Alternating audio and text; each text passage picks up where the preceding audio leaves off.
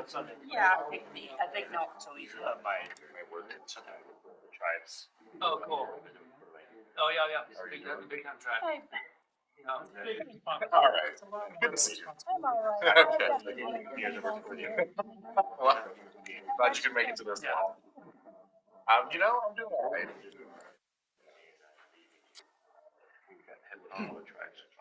How do you partner with them? We're going to climate change. Climate resilience is kind of prime hour. And then we're going to have coming up. Oh my gosh, yeah. And then the race starts. Yeah. Well, very much needed. Yeah.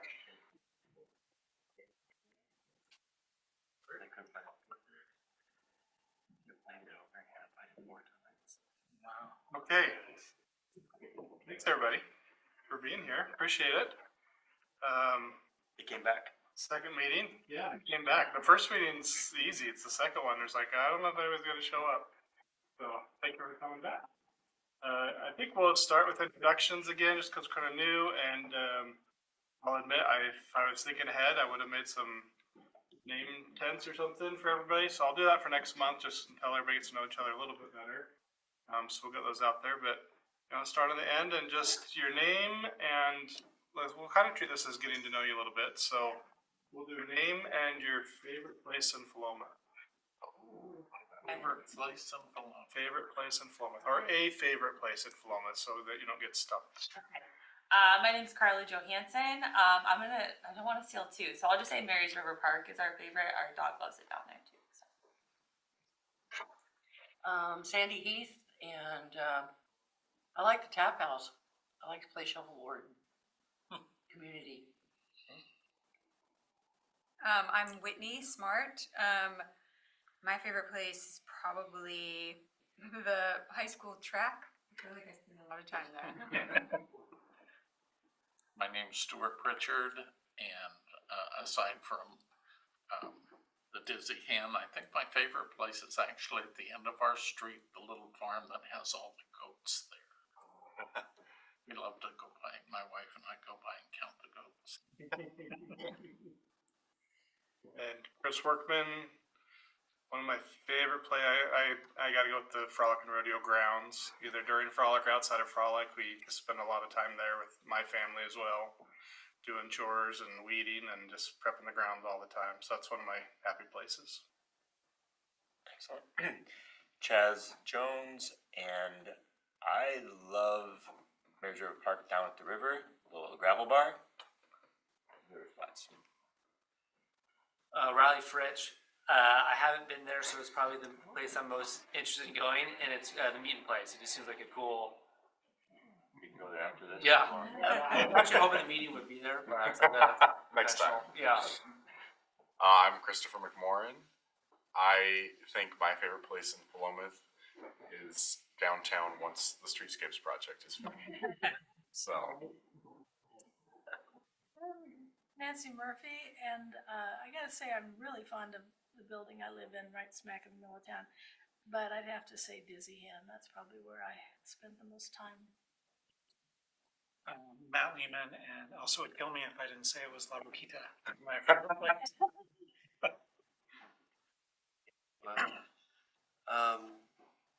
All of that, and I think I'll add Spaith Lumber. Yeah. I like going in and talking with the folks, even if they don't always have everything I need. It always smells good in there too. It does, yeah. Spencer Irwin, I'll do, I was going to say Mary's River Park, but everybody's picking up Mary's. We'll do Philomath City Park. Name and favorite place in Philomath. Okay, my name is Chelsea Dudson, and gosh, all of those that I just heard. See the park for my kids, Dizzy Hen for a good breakfast, and yeah. I like the cute little town of Philomath. I'm from Houston originally, so it's a big change. Welcome, thanks for being here. Yeah. So on the agenda that went out, we've got a couple of things. I wanted to talk just a little bit about the survey results. I appreciate everybody filling that out last week and getting those submitted. I'll give all credit to Ruth, our city recorder, that compiled all that data and put it in a nice table for us, so it's kind of make a little bit of it. Not really needing to take any action on this, but this was just good input for me to get at a staff level to see where the interests are. It varies a lot, which I kind of led with last month a little bit, is that there's going to be a lot of those. Nancy, we don't have any extra packets right now. Like, Yeah. Share them around. Yeah. I printed off a couple extras.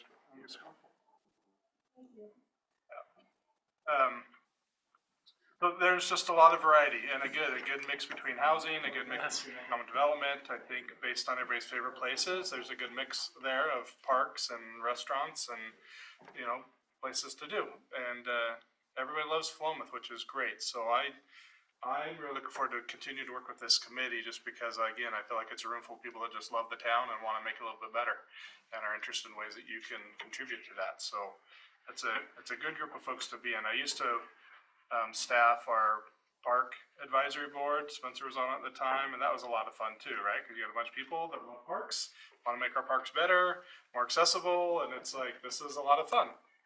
So again, I anticipate that from this group as well. Did anybody have any insights in reading through, just looking at the numbers, anything that maybe surprised you or didn't surprise you, or something you were pleased to see with the data that came out of that quick little survey?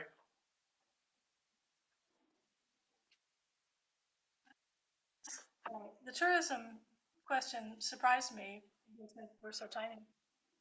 You know, we're a destination. But certainly attracting people stopping in downtown is would be awesome. So it's maybe more a way station than a destination.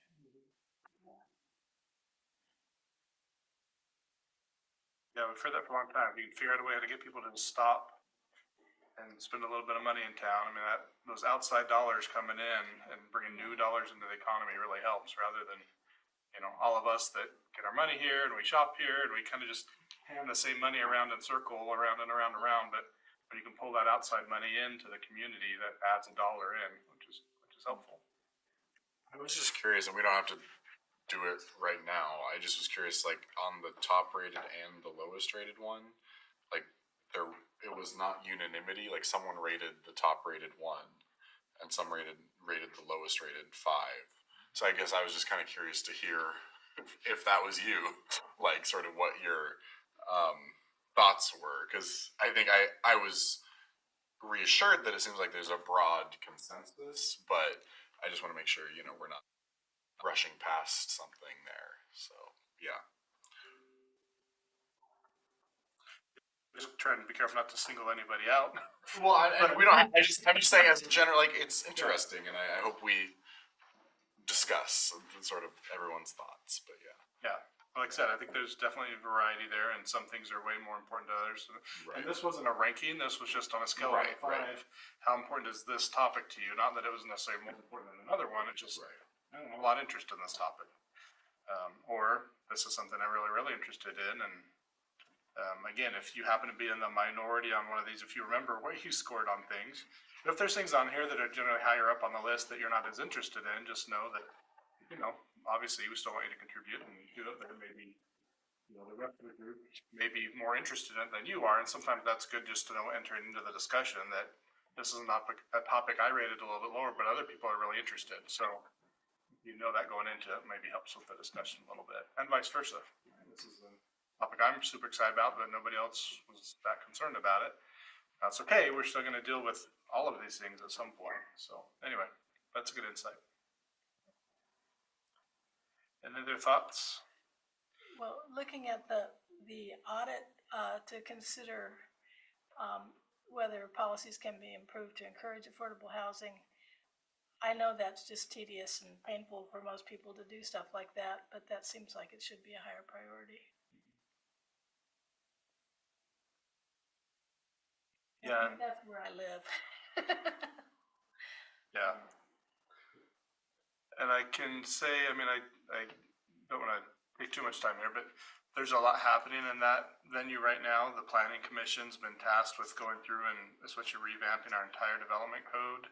We're actually working with our Council of Governments partner, so they're a regional government partner, and they're looking at our code and doing a code audit, looking for things to change in our code to make us more compliant with some of the new state rules that are encouraging higher density housing and more pedestrian friendly downtowns and things. And our code, we've been going that direction for a long time, and at least the full time I've been here, for 10 years, we've been going that direction to make downtown more pedestrian friendly, have a little bit higher densities, allow for more variation in housing. And so our code's already kind of headed that way. Okay. But the state, the powers be of the state, have decided that they know how to do plan and invest, and so they've made some mandates. And now everybody's kind of scrambling to meet the demands that the state has put on us by changing our codes and I would say trying to adopt what they've said into our code, but really we're just having to adopt what they said into the code, and we just have to comply at this point. And so we are working on those items. Okay, and I haven't done a DLCD update packet in a long time, but do you have a package of the changes that are affecting the city that is already, electronic that I could get a copy of? We're working through that. So we're reviewing it in chunks right now with the Planning Commission. I think within the next 3 to 4 months, we'll have the new housing development code that'll have a red line version that we'll be able to go through. But the Planning Commission wants to do some outreach, the farmers market and other places, and have conversations with the community about it before we schedule a formal public hearing. And so it'll roll out a little bit slower, but some of the mandates we have to have in place by the end of this calendar year, right? And so that's kind of the time frame I'm looking at for all of these revisions to get implemented. And It's already happening, so it's, Yeah. that's why. Yeah, Planning Commission's working on that, and I don't see this group needing to get into the nitty gritty there, but definitely looking at, again, some of the housing topics that got on here that rated pretty high, for sure. So, which is a beautiful transition, thank you very much, right into our next agenda item. So, Riley Fritch is here with us. Yeah. And I'll do a quick intro on Riley. He and I have only known each other here a couple of months now, 2 or 3 months. Still is thunder. Well, still a little bit of thunder. Also, it's thunder too much. But Riley's got a newer nonprofit up and going. He's got some great experience working in the realm of affordable housing, modular housing units, which helps with some construction costs and other things and time frames. We as in he and I, not the city council or the city or anybody, but he and I have had some conversations about one of the lots that the city owns, which was this top 4.2 and the deal. So one of the city lots that we've looked at and starting to just flesh out what a project could look like there with a partnership between his nonprofit organization and the city to help with some very targeted low-income housing on that lot. And so I thought it would be very opportune timing to have him come and talk to this group, ask you questions, have you ask him questions about the project specifically, or just kind of how his organization works within the low-income housing, I call it industry, but that's kind of where it's turned into, is in that venue and what they're working through. Riley's going to be presenting in front of the city council at a work session next Monday. And so this is kind of a precursor a little bit. So as I put in the memo, if there's questions or things that aren't covered today that you think would be good for him to pull together before he talks with the city council and talks about this project specifically with them during this work session, that's going to be really helpful feedback for him and for me tonight. So all of that said, in the packet, there was a slide presentation I put together. I think Riley's going to go through that a little bit, but the intent wasn't to fully just go through that. It was kind of background information, but I think he's going to cover some of that today, just covering what he does and the project that we're looking at. So all of that said, Riley, I'll go ahead and turn the time over to you, and we'll keep this pretty casual. Yeah, no, I love it. Yeah, let's roll with it. It's great. Hey, thank you so much for allowing me to be here. My name is Riley Rich. I've been in Oregon for about 18 years. I currently live in Portland. I'm married. I got a 5-year-old and a 6-year-old back home. Right now, in-laws are watching them. So I am actually newer to real estate development. I've been doing it for about 3 years now. Before that, I was in enterprise software sales, where we did pretty complex integrations, but that background transfers pretty well into developing real estate development, because you have to work with a lot of different people, a lot of different skill sets, and it can kind of get complex. But as my career is progressing, I was trying to figure out in the real estate realm, I would be on job sites, I'd be chatting with my general contractors, I'd be chatting with the framers, I'd be chatting with the individuals at the coffee shop, the baristas, and the thing that kept on coming up was, hey, my GC is saying, hey, I can't find laborers because I got to get them from Salem to have them come out to Manzanita, or I have to get them from La Grande to have them come out to Joseph. And I just saw this like reoccurring just the problem where it was kind of affecting all parts of life in these smaller communities. And I spent a couple months just trying to figure out how can you solve this? Like, how can you solve this? And I did a lot of due diligence, and at the end of the day, as a small developer that has which was for profit, I couldn't do it. Anything that I would build, the value of it would be so much less. My build cost would be so much more than actually my retail costs. So I kind of had to like just change my perspective, and that's when I really started working and getting involved with Oregon Housing and Community Services. And it was a really good synergy as I'm doing a lot of research into affordable housing. OHCS is also realizing that affordable housing is not a metro issue, but it's a state issue, and it's a rural issue, and even more because for us to go develop a 30-unit apartment complex, it's going to cost about the same here as it is going to cost in Corvallis, but the rates are different. So this is why oftentimes rural communities don't have even have a less pipeline of affordable housing, just because the ends don't meet. So OHCS saw this, and they kind of really started saying, how do we restructure this process to help not just the metro, but all Oregons. And they made some really key changes, and those key changes really started with, and I'm not going to be political. I don't have an agenda. I don't know what y'all's feeling about the state, but we're just going to kind of go down there, and so I'm just going to go. So our governor created an executive order called 2324, which is in 2021. Which is just now coming into fruition. Maybe it was 2022. And then that order just said, hey, there's a crisis with affordability across Oregon.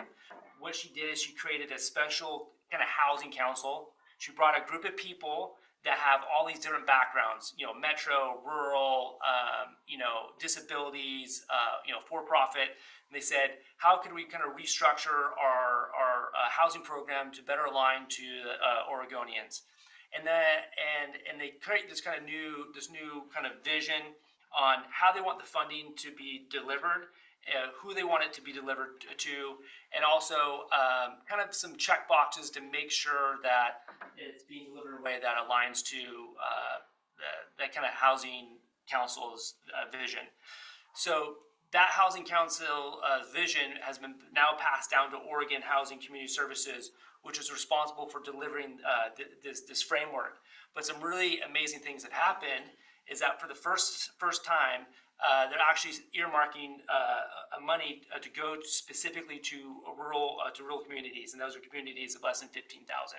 This is the first time that this has happened, and it's kind of a novel idea, which means we don't know if it's going to happen again. They're really trying to figure out ways of, hey, how do we just kind of, everybody has different needs, so how do we kind of provide funding in multiple different avenues.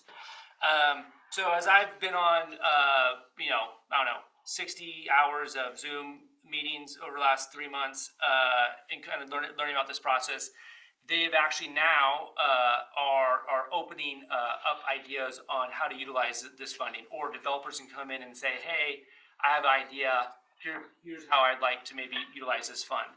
And I'm just going to give a little pause here real quick. Before this new process which is being rolled out right now for the first time, before, if you wanted to develop affordable housing and get subsidies or funding from the state, you had to have all your ducks in a row. You had to have the site have the site in control. Needed to have all your GC docs, your mechanical, engineering, plumbing, hundreds of thousands of dollars, and then say, hey, state, I'm ready to go. I have a readiness program ready to go. Can you provide me subsidies? What that program did is it eliminated anybody from doing a small project. It eliminated me from participating because it needed to be a 10, 15, $20 million project for that developer to put in a little bit of capital to get a lot more. What's great about the state's new process is they say, hey, we want to work with smaller developers because they'll come up with new ideas. They can bring new projects to fruition and kind of help them throughout that process with funding to get to the end result of acquiring that property. So as I'm aligning this, we created a nonprofit called IDRA. It's a mouthful, Innovative Development for Rural Affordable Housing. I got aligned to a architect who has deep knowledge in modular manufacturing. Also, the state is very keen on modular manufacturing, and they just awarded about $20 million into the OHCS Modular Manufacturing Fund to specifically increase the production of affordable housing through modular. Modular is not a silver bullet, but what it does in rural communities is it provides a more of an accurate cost estimate that's more palatable to the state, because 70% of the build is happening potentially in like Almsville at a place called Blazers. Then it's delivered on site. Then we do the site. We do the foundation, we do the siding, we do the roofing. All the finishes are on site. And what happened was the state was kind of getting a little bit pinched on projects going over budget.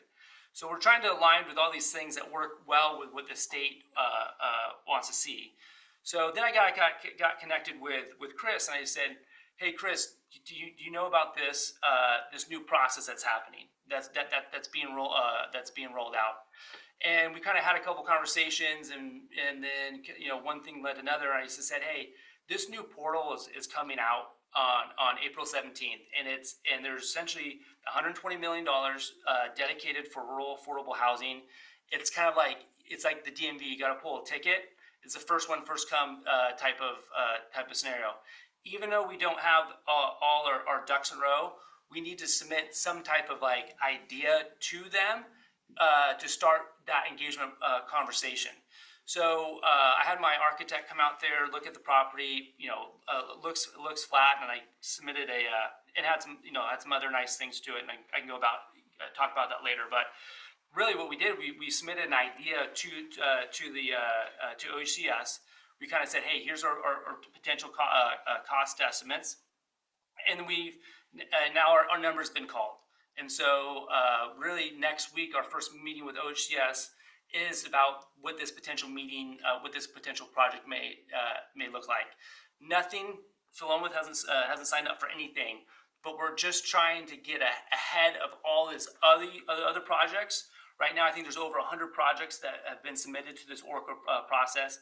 I'm going to estimate there's probably maybe $500 million, $600 million worth of projects that other developers are trying to get funded.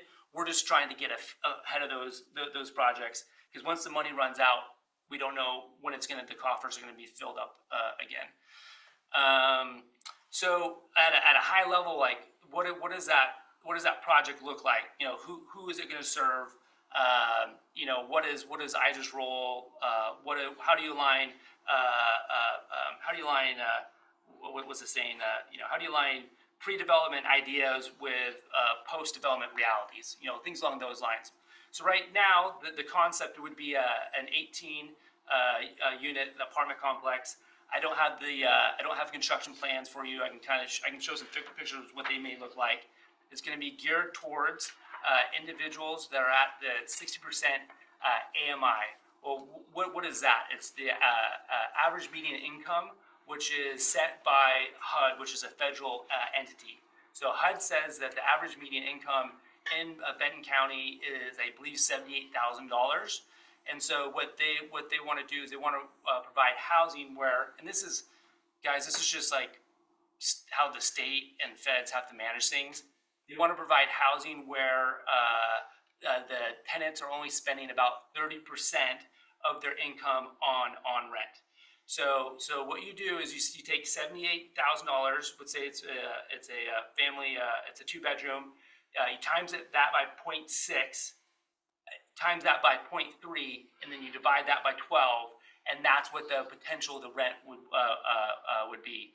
And so there's a lot of different type of when you say like low income housing, that can mean a lot of different things. Really, I would say this is more of like workforce housing. These are your framers.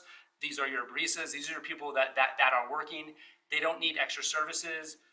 It's for people that are working people in this community. It's kind of the middle housing where maybe they're not ready to purchase, but they need a place to kind of lay low as they can maybe fill up the funds to move or to start a family.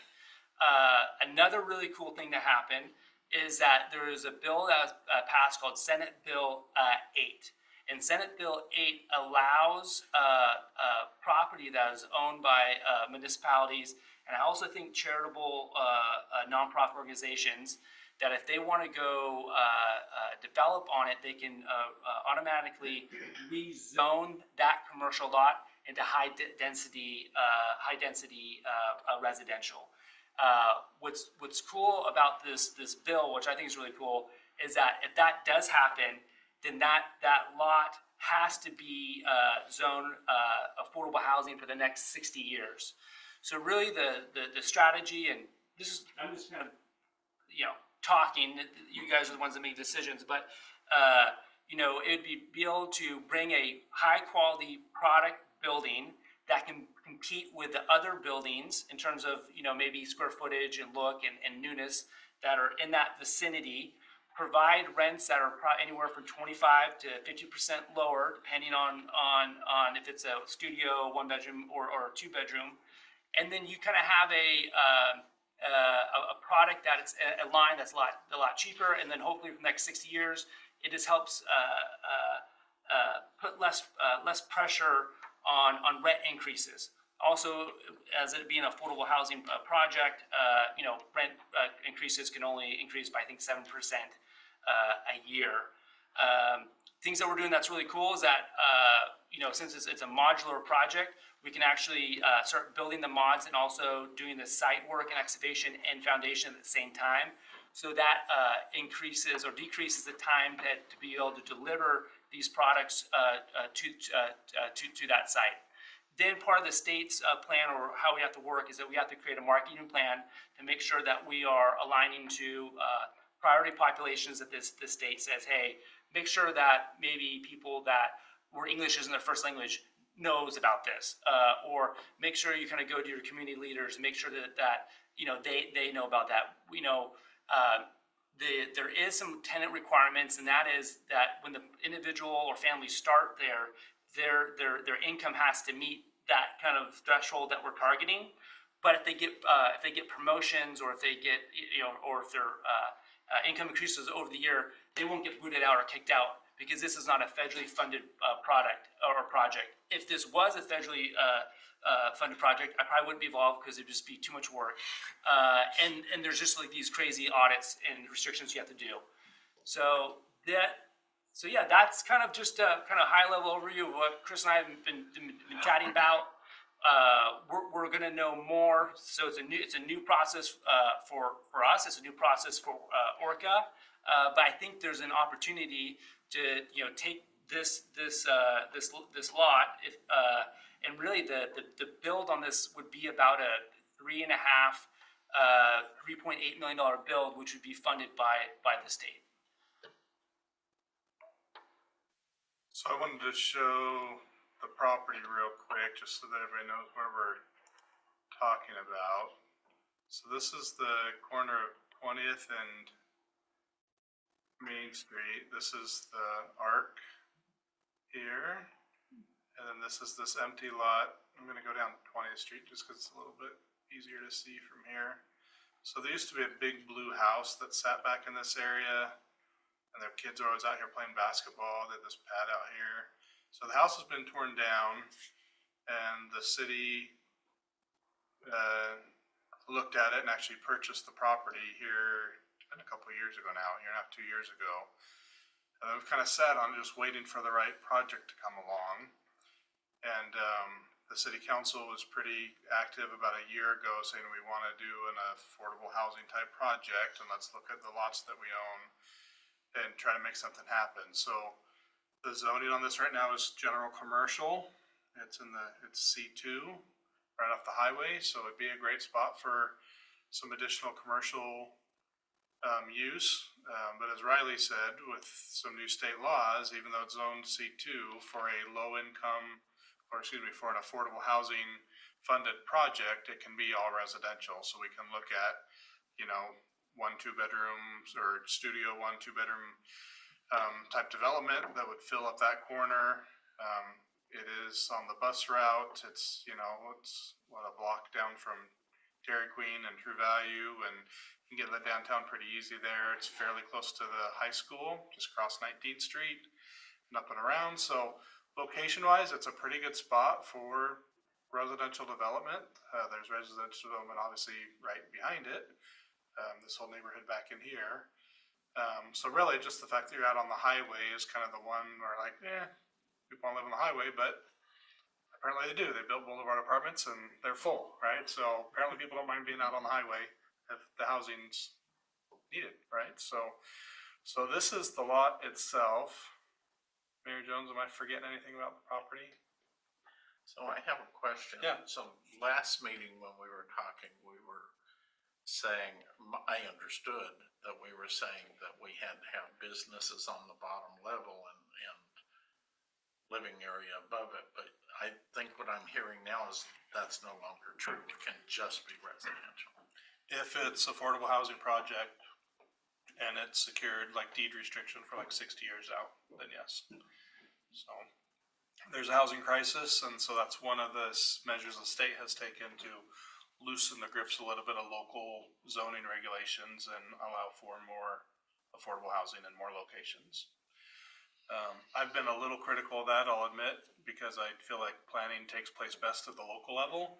And I would hate to see, just because we have a housing crisis today, 30 years from now, we may not have a housing crisis. And if our downtown is full of residences, then where do our businesses go, right? You're going to put the downtown centric living areas, and all of your new businesses are going to have to find ways to develop outside of that area, and it'll kind of flop, right? So I'm,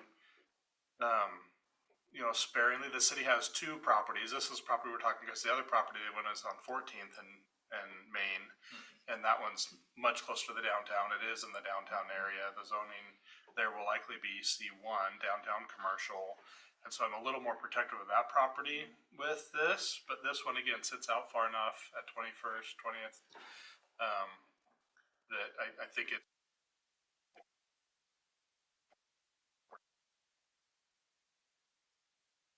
So, where the council wants to get a project going, this seemed like the best one of the 2 to get up and going. There's also some funding challenges when you try to get housing assistance funding from the state, and then you couple that with a commercial use on the first floor. They don't want that money going to support private industry. They want it going to subsidized housing, right? And so that gets a little cumbersome. And legally, you can split properties, but it's sharing the same ground, same foundation, and the state has typically not good about funding those types of projects. And so it's pretty much got to be an all residential project to make the funding a little bit easier than what we're going for. So, Where would the parking be? great question. One of the other new rules that the state has passed is that if you are developing a property within half a mile of a transit stop, then the city is not allowed to require parking. So a developer may choose to provide parking for a development such as this. The developer, we think, is still required to follow ADA compliance or guidelines and rules and laws. But the state law that got passed says no parking can be required by the cities. So you've got federal and state accessibility laws that you still need to comply with. And I say we think because this hasn't been challenged or adjudicated, or they passed a law and the law's got contradictions to other laws, and we don't know how that's gonna play out yet, but, for the most part, from our part, all of the city's parking requirements are no longer a constraint, and so you're gonna look at how do we best build out the maximum number of dwelling units here, still provide for some delivery pickup type options, but for the most part, you're not gonna have, 15 housing units and 15 parking spaces. You're gonna have maybe 20 housing units and only 6 or 7 parking spaces. And the rest are gonna be transit, bicycle, walking, so, Street parking? there's a little bit of street parking here, yeah, it's a constraint, so. That lot's not very big. It's a half acre, yeah, so this will be a small project, which, again, has been a challenge with state funding, because most of the state funding has gone to big projects, doing hundreds of units in big cities, and for a smaller city with a smaller project, we don't need 100 units of this type of housing. Well, I could argue, we probably do. We don't need 500 units of this, which maybe is a stretch, but, right, like, we only need so much of this type of housing that's targeted, but, the funding up to this point has been difficult to come by because it's taken a lot of resources, as in, it takes a lot of money and a lot of manpower and a lot of all the plans, everything else that Riley talked about to get, even just to get an application submitted. It's something that I wouldn't have the capacity to do. I mean, I don't have the time. I mean, it would take me 3 months just to get an application put together, and there's no way I can compete with the bigger agencies and the bigger companies that are putting these things together. So it is exciting, as Riley said. I mean, they're kind of recognizing that rural Oregon also has needs for workforce housing, and these types of projects can still be funded for us at a smaller scale. Would this require that the city donate the land, or is this something? It would be a purchase agreement for $1 essentially. So IDRA, the nonprofit, would own the land and the property. We would have a third party property manager company, make sure we're using managing it in a way that aligns to the state's kind of vision and directions and all the audits and things along those lines. Yeah, we'd look at more likely a land donation with kind of the city's contribution towards the project. If it's a partnership there, yeah, I mean, we'll, letters of support and we'd identify as a private-public partnership with IDRA, even though IDRA is a nonprofit as well. We want to be very clear that it's a project that the city is in on, right? It's not like we're just on the property and saying, hey, Riley, go do your thing. We want to be at the table as this project's going through, because we want to have some say in what goes in there, right? We don't need 5-bedroom units in there. We need 1 and 2-bedroom units in there, right? So we want to be at the table when we're making those types of decisions and working in partnership with Riley. So for the funding piece, were you saying that the goal would be entirely funded by OHCS, or? Yes, I mean, so I'll step back a little bit. So let's say this thing was fully it was 18 units and had 18 people living there. There's a thing called a net operating income. And essentially, the revenue of that building minus the expenses of just keeping that building up and running. And then there's a thing called cap rate or capitalization rate. But what I'm trying to get to is, like, looking at that, the building's only worth about $1.2 million, where a actual financial institution would say, hey, IDRA, this building, based on what it's going to be, based on these rents, it's only going to be worth about 1.2, 1.4, I don't know the exact number. But it's going to cost probably $3.5 million to build. And the state will be essentially providing that gap. Also, we're going to be doing using a construction loan. So we're going to a financial institution. We're saying, hey, financial institution, we need a construction loan for about 16 months. We have control of the property. We have some seed money from OHCS. Then in that same process, we're going to go to another financial institution. It's called a CDFI. And CDFIs can provide low like APR rates if it's affordable housing. And we say, hey, CDFI, once this thing's completed, will you provide us a long-term permanent financing, just like you do with a mortgage? Hydro will be responsible, and it will be a recourse loan that Hydro has to essentially pay back, with the be repercussions. But still, you know, there's gonna be a gap there. I was just kind of working on a similar pro forma, and so right now I'm looking at about $190,000 per unit that we're asking for the state. So 190,000 times 18.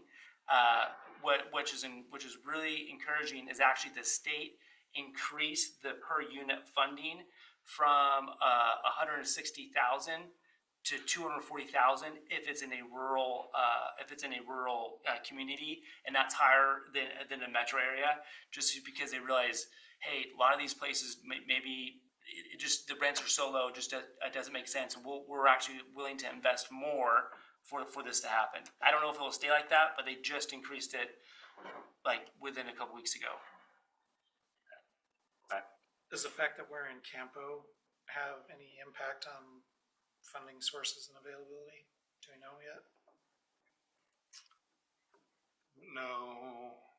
What angle are you thinking on the? Just because, okay, we're rural, but we're also part of a metropolitan planning area organization. So I know there are some things that we can't qualify for, or we have different matches because we're in Campo, rather than like if you're Junction City or something like that, which is not part of the metropolitan planning organization. Yeah, I haven't seen any of that yet, but I've not looked at the details on it yet either, so I'm not sure. And so, you know, we're kind of in between. Like if you look at USDA, if you're trying to buy a house anywhere in Philomath, we're considered rural, and so we qualify for USDA loans. But like you said, we're also metro when it goes to transportation. Any of those programs, we don't get considered for rural transportation dollars because we're so close to metro. We get metro dollars instead. So I don't know in this program if they make a delineation between metro area or not. Mostly the metro area that we get tied up in is more specifically tied to transportation type projects.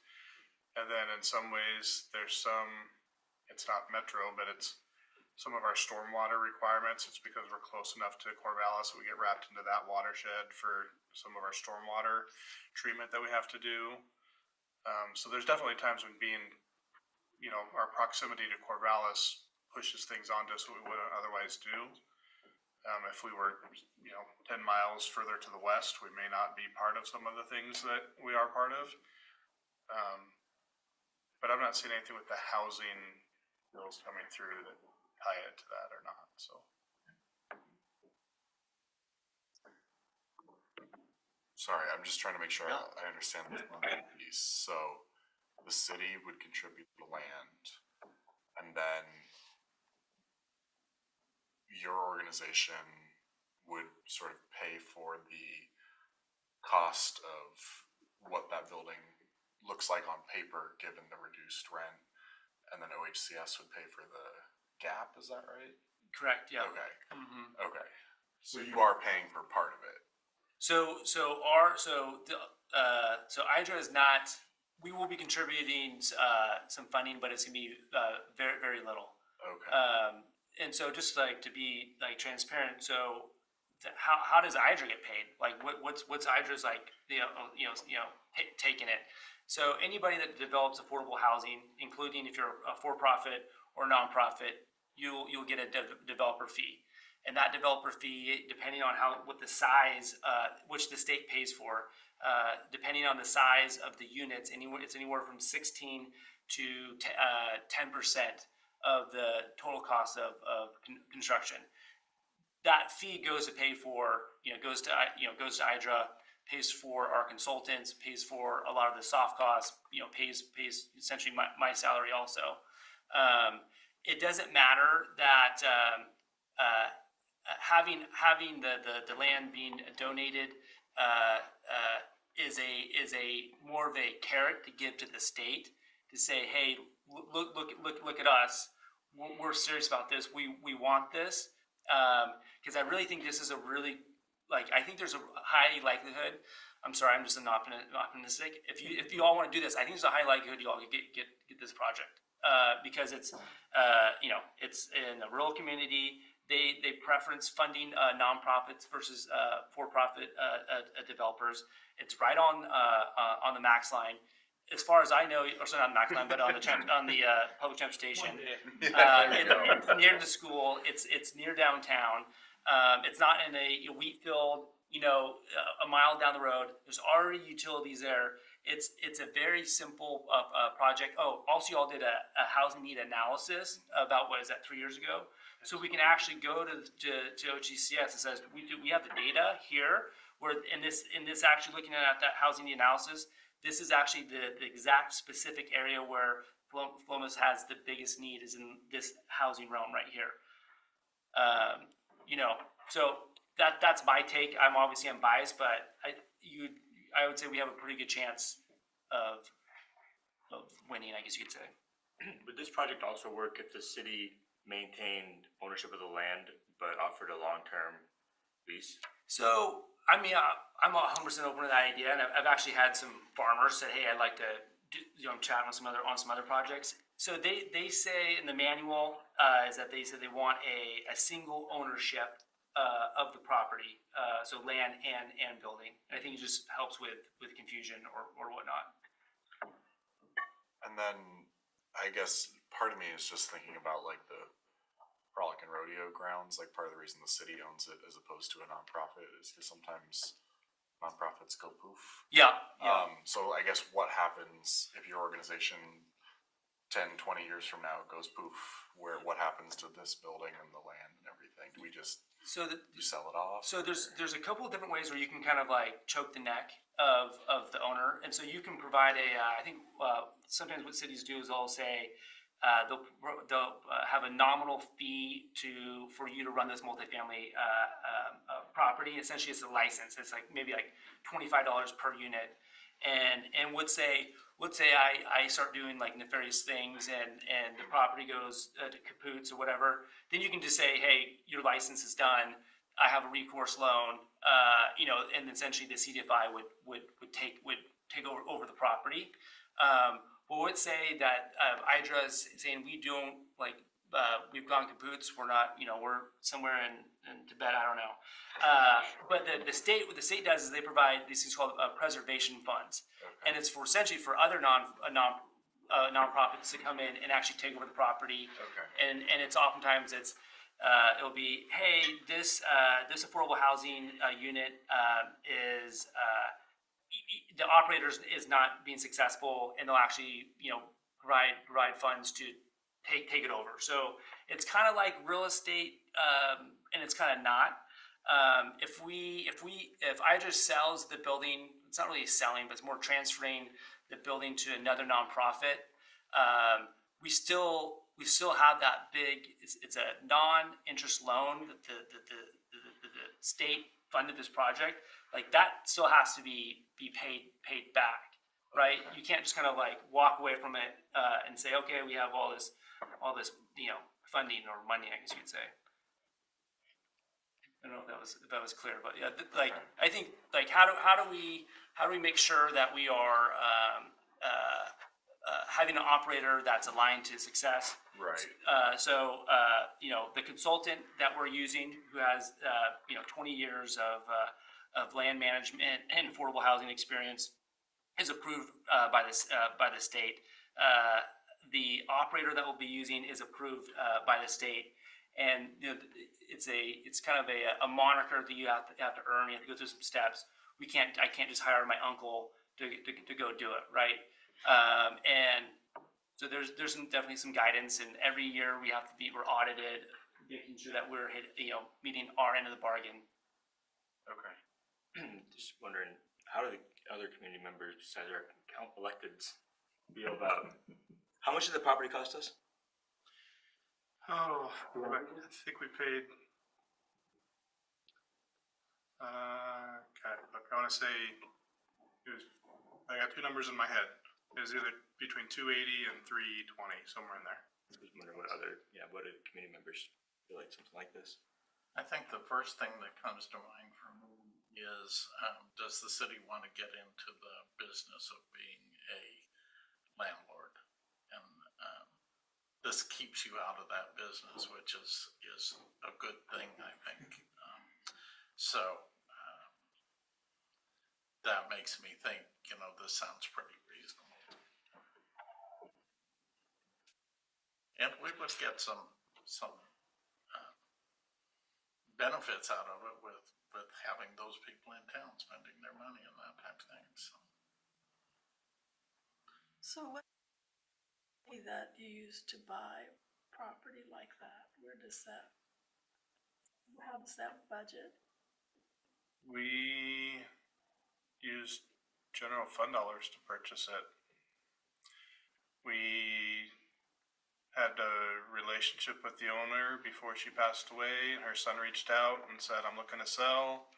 If you're interested before it goes to market, let me know. We brought it to the council. We said there's an opportunity to buy a piece of property before it hits the market in a great spot. We could control what goes there. We've talked about doing a housing project, so it might work for some type of mixed use housing development there.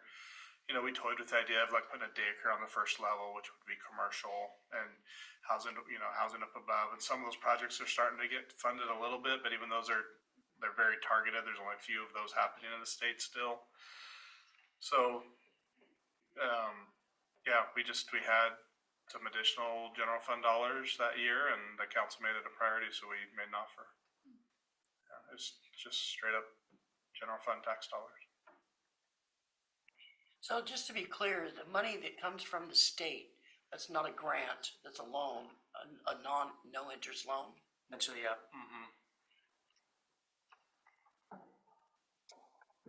Anybody else?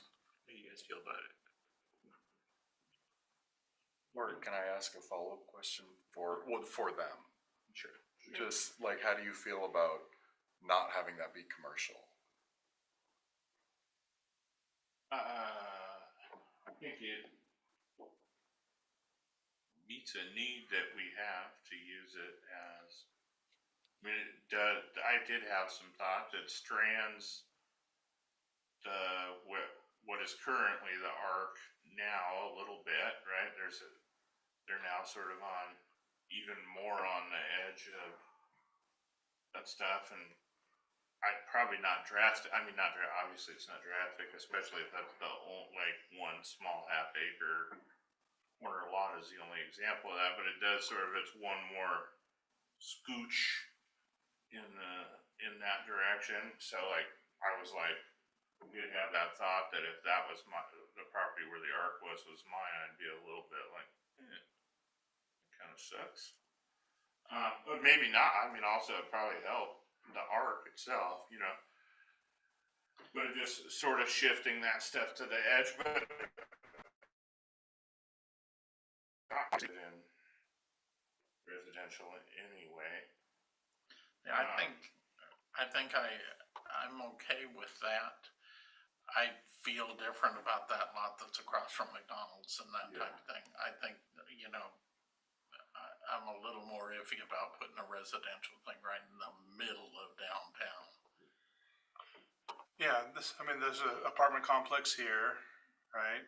That's between this lot where you can see the blue house on it when you zoom out this far. So here's the Dairy Queen, but you've got a multifamily unit here. I think these are single story. Double. Is it double story? Okay. So you've got those there, and then of course across the way, there's a little bit of lag here that's not making this really easy. You've got Another one straight across the street. coffee shops here kind of to the corner, but this has been used for kind of back and forth. I think it's still, I have to look if that's got a commercial use still or a residential use or not still, but they've used it for commercial. But then you've got, this is a large housing development here too. Of course, it's tucked back and got a big front lawn to it. That's residential. Yeah. It does kind of, put it out a little bit, but you do have quite a bit of housing around here as well. Yeah, it seems like a Residential little here. awkward spot for commercial because you have the the median restricted, and that is a kind of a problematic area in terms of traffic and speed in the intersection. That anything that needed big trucks or lots of traffic, I think could add to our problems with the intersection. I would say to directly answer the question, I'm pretty well aligned with Chris's take on the idea of that. I feel pretty protective of the stuff that's kind of what everybody said, Yeah. closer to the core, but I think this meets two needs that have been identified by the council. And you know, it would be kind of cool if it had a daycare or some kind of. I like that. All right. It's off the table, just the Yeah. funding source. I mean, it'd have to. Oh yeah, it'd be a nightmare to do both things, try and sort out two different. How do you feel about the city donating land? People.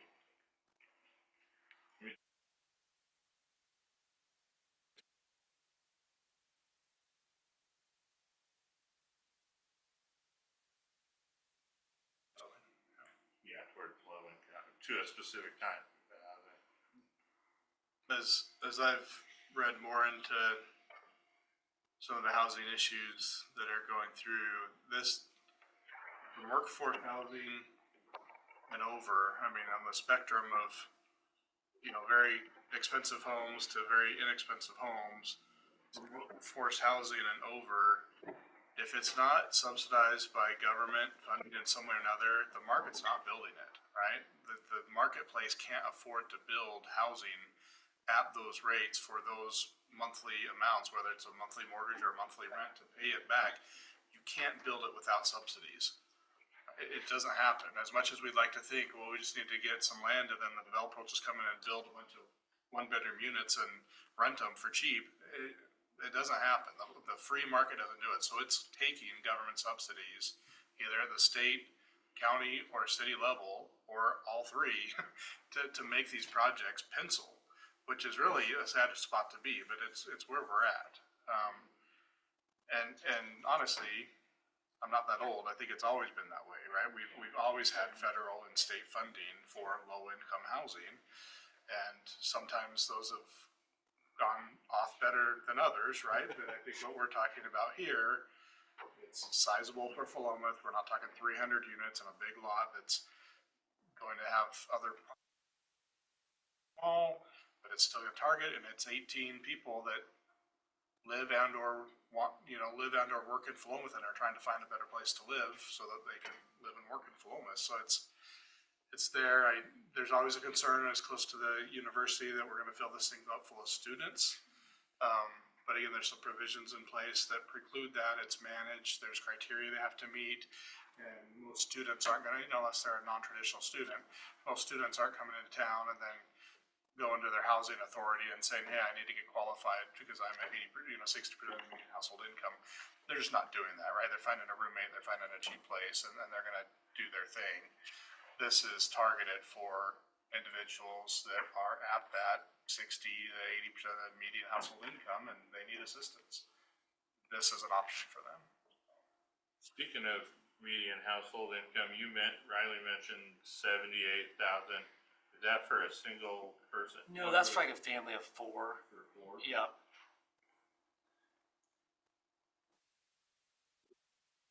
So like 1170, which is, I mean, if you can house a family of four at 1170, we're doing big things. Yeah. I feel like that. I mean, Yeah. pretty unheard of right now. I mean, Both if of my you try to boys- do that on Facebook or on. Both of my boys are renting right now. They're both in town. They both have rentals. One's in a duplex and one's in an apartment complex. And they're both paying over 19. So the Springbrook one bedroom is 1,600, and then these would be about a little over 1,000. I mean, it seems very nice thing to have.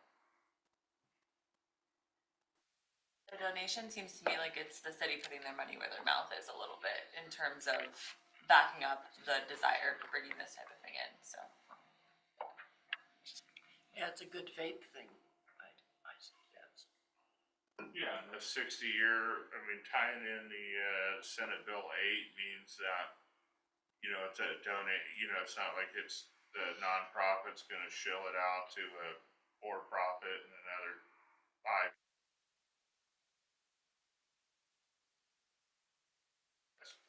Probably somehow, but you have to fight this, I mean, then you'd be, Well, they'd be really mad, you know. Yeah, I mean, you create a deed where, Yeah, you know, or just couldn't do it. yeah. The state's pretty good about putting those provisions in I was just place saying, I'm sure there's. before they give you the money. Yeah. So if you're on the city council, and Hypothetically. Riley was coming to talk to you on Monday, what other information other than what Riley shared with you would be helpful for you to know? I know you said you don't have like drafts or anything, but I do feel like even like, is it going to be 2 stories? Is it going to be like just any? I feel like people might have some Yeah. questions about that. On Monday, I'm bringing reinforcement. I'm bringing our architect, Okay, cool. and he already has a lot of these construction design docs Okay. completed because he's kind of been building these modules. And then I think when we actually determine the the density limit, Yeah. and then all the setbacks, then we'll know if it's a 2-bedroom or 3-bedroom. We're saying it's going to be 15 to 20-ish units, but we haven't gone in and actually created, had a survey, done a site plan, done a geotech. Then we can actually kind of go back and say this is what's going to look like. Okay. And the, yeah, I think having any sort of like example of what it might look like if it's, you know, you say modular, a lot of people are going to hear manufactured homes. Yeah. Looking at, Yeah. and, people Yeah, you might might, get up in arms about this. Yeah, we'll have. I do have photos, and we'll provide more at that meeting. But that's a good point. Yeah, you said at the beginning that the rents were pegged to AMI, but then you also said that there was a limit on how much they could raise. Do they not continue to be pegged to AMI, or is that just to qualify and then? It will always be 60% AMI for the next 60 years. Okay, so then but you did. But you're saying if that the rent will always be that aligned to that, even though if that individual maybe is making 120% in the future of the AMI, we can. So I'm going to go to another part. So the operating increases are going to increase throughout its lifetime. Like the insurance is going to Sure, increase, yeah, inflation, yeah. Yeah, and so we're allowed to increase it 7% a year to handle that operating expenses increase. Did that answer your question? Kind of, yeah. That will go up 7% a year. Yeah, something around there. Yeah. So it's like AMI. when you start, and then So we'll Yeah, probably that's where it gets confusing, because it's like AMI today, it's gonna be $1,100. Let's just say it's $1,100. Yep. 10 years from now, is that 1,500 maybe? right? Yeah. But then that 7% can So build on top of that that's for a really- each person, or? That's a really good question, and I actually don't know the exact answer to that, because I don't know if or HUD will come out every year and say, hey, this year the average or the AMI of Benton County is actually 80,000.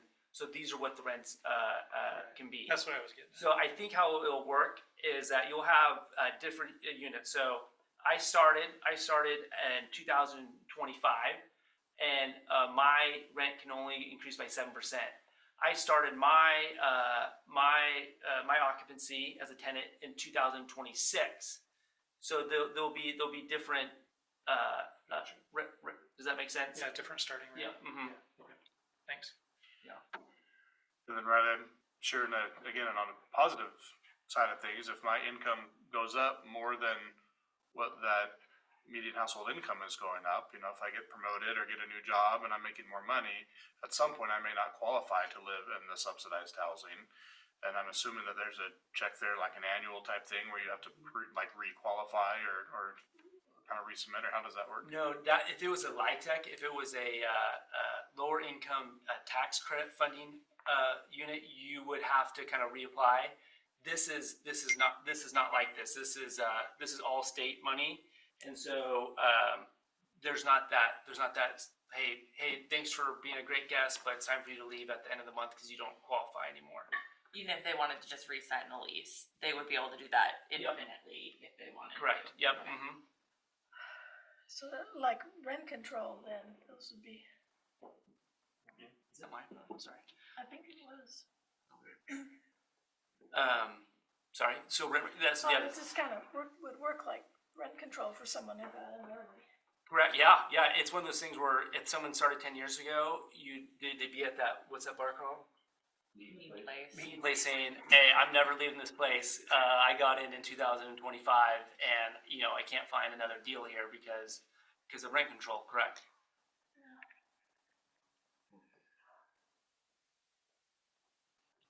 I think one thing for us to think about as city councilors when this goes to the council is just there may be questions from the other councilors about. I feel like when we bought that piece of property, the intent was then to sell it at a reduced rate instead of donating it. I think this feedback is helpful that our residents are fine with us maybe donating it, but I just think we should be ready for those. I think the council might be a little skeptical just because I think when we bought it, we didn't buy it with the intention of being out $300,000. We bought it with the intention of buying it for $300,000 and then selling it for $200,000 or something with some conditions. So I think that might, just from the fiscal responsibility part, that might be a question we get. So I think just the three of us, if we're on board, we should be ready to kind of try to help our fellow councilors hear the feedback from this committee on that. But yeah. I was curious about like the STCs and stuff that we would normally charge as well, if that's gonna be rolled in, or can we count on the state to pay the STCs also, which would be awesome. Yeah, we don't really have a trigger to not charge STCs. If the city doesn't charge itself STCs on our projects, like when we're doing a new water plant, we're not charging STCs for the new building we're building because you're paying yourself, right? It's money. So we don't charge ourselves STCs on projects. If it was a city public-private partnership and the city was still part owner as it was being constructed, maybe there's a way that you could argue that we shouldn't have to be paying ourselves STCs for this project, but I think the pattern that we've looked at is the city would sell the property and still just be a partner and a voice at the table on the organization and the setup and the plan of the development, but once it gets underway and it's under construction, the city's gonna be kind of a step removed at that point. So I think we would still look to charge them. It'd just be an expense for the project, but Riley, what was the number you said for this type of project? Just spitballing, you were at 3.5, 3.8. Yeah. So 3.8 million and your SDCs for project regulation are probably going to be paying $60,000. So it's a relatively small number. It's only slightly smaller than the cost of the land that we're donating as well, right? When you're talking $300,000 donation for a $3.5 million project. Kind of puts things into perspective a little bit too. It's still $300,000, but for the total cost of the project, you're helping somewhat marginally, right? I mean, it's material, but it's not going to put in half the cost of the project or anything either. But it is a good point, and things change. When we bought the property, I think the thought was we could just control what's going to go there, and if we can get it to like a daycare that needs to get in there, we can knock $100 or $100,000 off or something, or we could get it to something that we're wanting to go in there and we control what gets developed, or maybe it's like I said, a mixed use housing with some type of daycare center or something that's community benefit on the first floor and then some type of housing up above. Great. So that was the intent when we bought it, but again, we're in a different time period now than we were 2 years ago, and these projects don't go forward without additional assistance. So. But we could look at some modeling too, Riley. I mean, again, if you're talking the difference between $300,000 or $200,000 contribution, it just goes into the formula, and it's just that much less money that goes into it. So we may be able to look at some different models there. Mm-hmm. Raise our sales price from $1 to $10 or $100,000. Yeah, I think that's the biggest ticket point for me, and just thinking about what I'm going to hear, what I would hear from others, is people are going to be definitely okay with it if the feds are paying for it, the state's paying for it. It hits a little harder home when it's their, property taxes that are, they're giving away. It's $60 per person in the city, approximately. The part of that might be what's a buying, like a more direct answer to how much control are we buying for $300,000? Just kind of clear and frank about it, like how much say do we get if we donate it? Yeah, it's an assurative 15 to 20 workforce housing units for the next Yeah. 60 years. Yeah. That's what we get. That's what we get, so. And again, if we don't, I mean, to be frank, I don't have a lot of other developers knocking on my door saying, hey, Chris, we got this 300 unit project we'd love to do in Paloma. Right. Those nonprofits are scarce, right? I mean, they're there and they're doing projects, but they're busy. I mean, they're slammed. There's a lot of money coming out from the state, and they've got projects lined up. And I have a hard time even getting people to return my phone calls, and it's not from lack of trying. So, not that Riley's desperate, but Riley's interested in this project, and he's interested in Philomath, and we're kind of meeting a niche that he's interested in, like we are. That makes sense to me. So I do think that there's a good opportunity, and it's timing that's kind of presented itself right now as a good opportunity. Other communities, I think, just to bring it up just a little bit, other communities do other things to fund lower income housing in their communities.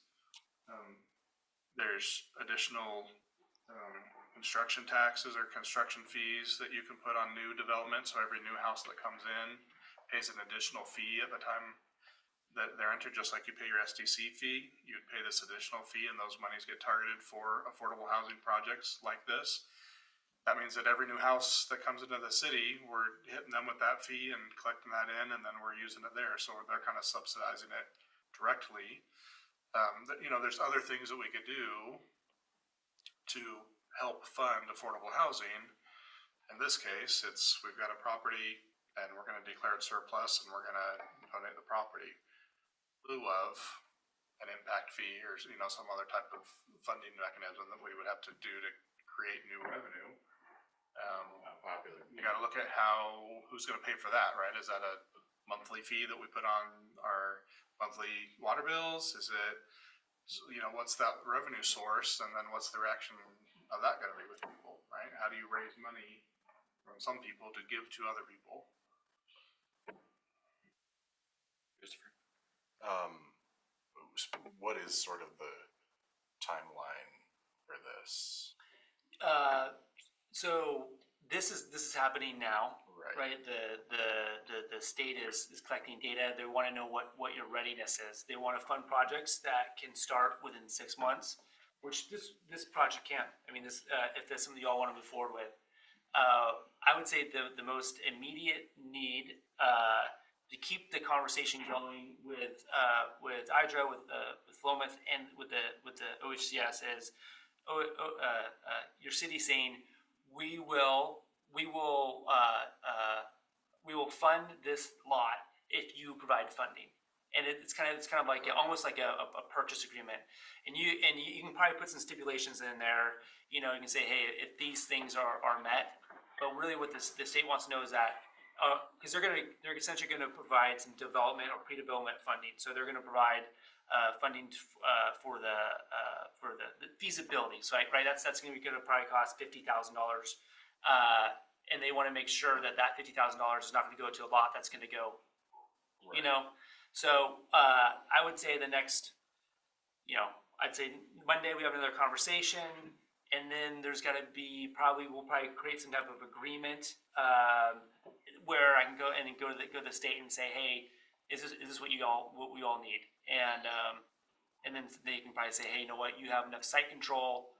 We'll go fund this project, and then hopefully we can provide just when you have a purchase agreement, when you buy a house and you're doing that due diligence period, you can kind of say there's always an out clause. So maybe we can kind of create a purchase agreement where the city of Philomath can back out if 2 or 3 things don't happen or whatnot. If you guys start seeing things that you guys aren't comfortable with. But that's where we're at right now. And like as far as just the project itself, like if the city council on Monday is like, yeah, this sounds good, and then we go through the OHCS process and everything, like when would there be a building there? Do you think? So would say we started in October. Okay. December 2025. Okay. Cool. Thank you. Yep. Any other questions? Yeah. Yeah. So I don't fully understand everything about everything in politics and city council. Anywho, so do you basically run the show from building to managing the property until one day I'll say I'm out of here or something? Yep. So I have essentially for-profit companies that I hire out. Right. So I have Blazers is the manufacturer. 90% they'd be the man actually building 7% of the property. I go get a contract with them. Essentially the state provides IDRA funding. I use that funding to provide for the build. First of all, before I do that, I need to go get a construction loan. I use part of that construction loan to pay them. I have an architect. The state pays me. I pay the architect. I have a general contractor that kind of manages a different layer. State pays IDRA. I pay the general contractor. Okay. Yeah, so I'm kind of like the one neck to choke. Right. I guess my only thought is like, is there ways to involve community people who have companies that could? Yeah. So part of the submittal package that the state really wants to know that how you win. Really, how do you win funding is the state wants to have 20% of the funding, of the build portion go towards, I'm gonna get some acronyms wrong. ESB, so emerging small businesses, they wanna have some of that funding to go towards vets. I don't know the actual acronym, but vet-owned businesses, and also minority and women-owned businesses. And there's a certificate that you can get online. And so part of us to get back to the state is we have to use these partners. So if there's an entity in Loma that says, hey, I can fill one of these hats and I have this certificate, then we would like to have a conversation. Yeah. Well, I was just curious if it was all set up and you've already got everyone lined up to do everything, or and we'll be audited. If we don't meet this criteria, they won't fund another project of ours. So would say for the general contractor who has specific modular experience, he is going to be looking probably for local resources for around the siding and roofing, and then also there's going to be some finished work. And that's where he'll kind of manage the local resources because he doesn't have a huge crew. He just has specific experience with stacking mods. Yeah.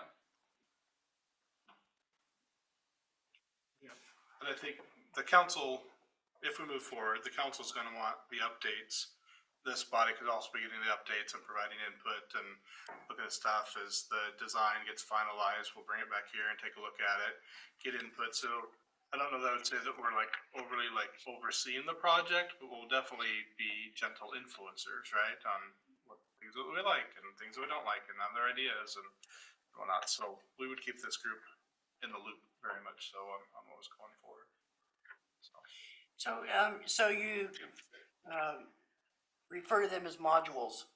Can you tell me a little bit more about what that looks like? Yeah. So the life expectancy of a building like that? Yeah, I mean they are. So there's 6 sides, right? So it's actually there's more material, but it's essentially, let's think about a train car, but it's all stick framed, and the life these aren't the manufacturing homes that we grew up in the 80s that had asbestos. These are state of the art. These are state of art homes that are the same ones that are being built in a metropolitan area. So they're I don't want to say bulletproof, They're gonna, the siding's gonna wear, it's gonna be hardy siding, like that has like a 30 to 50 year life cycle. That's gonna die eventually. It's gonna have, the roofing's gonna have a 25-year roof. But in terms of like the actual framing and how you connect it, it meets all the codes. It meets the international ICB codes that all buildings have to adhere to. Not using 2x2 construction inside or anything. It's all has to pass building code, state building code. Okay. Well, thank you, Riley. Yeah. Appreciate the information, and Great conversation. Thank you. thanks everybody for the feedback. I think Riley and I and council members are here will be a little more prepared to. We're just having a work session on this on Mondays. We won't be making any decisions. It'll just be kind of a banter like this and just brainstorm ideas. And at the end of the day, we'll kind of see if everybody's nodding heads or shaking heads. And then more than likely, if that discussion goes well and the council feels good about it, then we'll start talking some type of contractual language that we can enter into, some preliminary outs that we can, some escape clauses if things start going sideways. On us and vice versa, Riley's looking for a commitment from us, we're looking for a commitment from him to move something forward. So anyway, good opportunity. Again, this is an exciting part of my job. It's something I don't have nearly enough as much time to do as I would like. It's something the council would like to focus on, but we can't focus on this all the time either. And so it is really helpful to have a group to vet some of these projects and things out. So anything from else on the good of the order before we adjourn? I want to be respectful of everybody's time too. We're 8:23. I promised we'd be out by 8:30 tonight. I just like to say that I ran across yeah. Keys for People. It's an expo that's going on at the Lynn County Expo Center on Saturday on the 11th, and there's lots of information about resources and what does housing needs look like and how they can be funded in lots of different ways. And so there's some flyers back here if you're interested at all. And I thought it might be pretty interesting to go listen. Thanks, Sandy. Yeah. Thank you. Anybody else? Anything else? Thank you all for being here. Yeah. At our next meeting, June 4th, 7 o'clock. It's on the agenda for this one. So June 4th, 7 p.m. That's what are we? That first Tuesday of the month at 7. So we'll meet here. I'll have name boards for everybody. Be thinking through. It would be nice to get somebody talking at this besides me to kind of lead stuff. So we'll select a chairperson. Somebody wants to help take notes or minutes. We don't want to call them minutes, but take notes of the meeting going through as well. So we'll have a scribe and probably maybe a co-chairperson or a vice chairperson in case the chair can't lead things. But we'll get this a little bit more formalized. I didn't want to do that first meeting, second meeting, kind of get a feel for things. But if you're interested in being a chair or a vice chair or a scribe for us, we'll have that on the agenda for next month's meeting. And we'll have a review of whatever happened here with the city council we'll go through. And then I'll have some new stuff to throw at you too. All right, thank you, everybody. Well adjourned.